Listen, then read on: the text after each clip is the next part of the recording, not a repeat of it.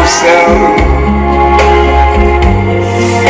what a wonderful world.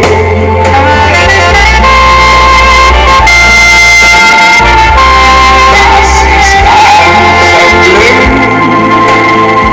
and clouds of white, the bright blessed day, the dark sacred night, and I think to Mga myself, kaibigan, ang ating pong Reyna o Queen, Little Miss Philippines 2008 ay anak ni Ginoo at Kinang Renato Paradero and Miss Sis Maria Manalo Paradero. Siya po ay pinanganak sa lungsod ng Quezon at kasalukuyang nag-aaral sa Immaculate Conception Academy of Manila. Labing-isang taong gulang at ipinanganak noong November 26, 1996.